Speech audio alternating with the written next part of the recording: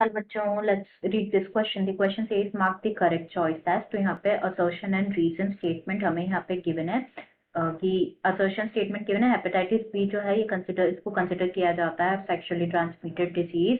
And reason यहाँ पे given है कि स्प्रेड होता है थ्रू सेक्सुअल कॉन्टैक्ट। तो दोनों स्टेटमेंट को डिस्कस करना है, देन सेलेक्ट करना है अप्रोप्रिएट ऑप्शन। हमें यहाँ पे फर्स्ट यहाँ पे गिवन है कि अगर असर्शन रीजन दोनों ट्रू है एंड रीजन करेक्ट एक्सप्लेनेशन है असर्शन का, तो हमारा आंसर होगा 1। assertion and reason true है बट रीजन करेक्ट एक्सप्लेनेशन नहीं है assertion का, तो आंसर होगा 2nd।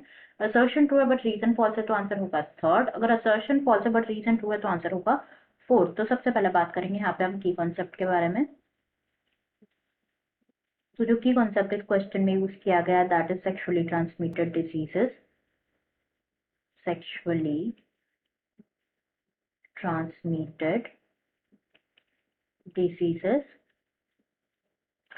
तो सेक्सुअली ट्रांसमिटेड डिजीज के बारे में अगर हम बात करें तो जो सेक्सुअली ट्रांसमिटेड डिजीजेस होते हैं ये स्प्रेड होते हैं through sexual contact. Through sexual contact.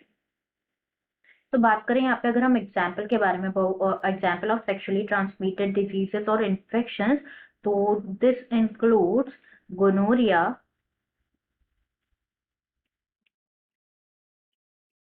Chlamydia, hepatitis B, hepatitis B, AIDS, etc. These are few examples of sexually transmitted diseases जो कि ट्रांसमिट होते हैं थ्रू सेक्सुअल कॉन्टैक्ट, इसलिए इन्हें सेक्सुअली ट्रांसमिटेड डिजीज कहा जाता है। तो यहाँ पे अगर हम स्टेटमेंट देखें तो फर्स्ट स्टेटमेंट गिवन है कि जो हेपेटाइटिस बी है इसको ऑल्सो कंसिडर किया जाता है sexually transmitted disease.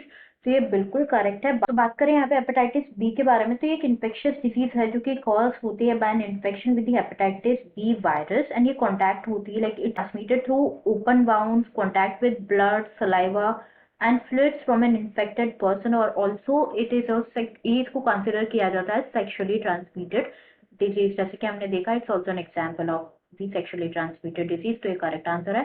And reason यहाँ पे गिवन है कि स्प्रेड होता है थ्रू सेक्सुअल कॉन्टैक्ट, तो यहाँ पे रीजन भी करेक्ट है। एंड जो रीजन है ये करेक्टली एक्सप्लेन कर रहा है कि हेपेटाइटिस बी को कंसिडर किया जाता है सेक्सुअली ट्रांसमिटेड डिजीज क्योंकि ये स्प्रेड होता है थ्रू सेक्सुअल कॉन्टैक्ट, राइट। तो दोनों assertion and reason true and reason correctly explain कर रहा है असर्शन को, तो हमारा आंसर होगा 1। तो answer will be option 1. I hope you understood it well. Best of luck.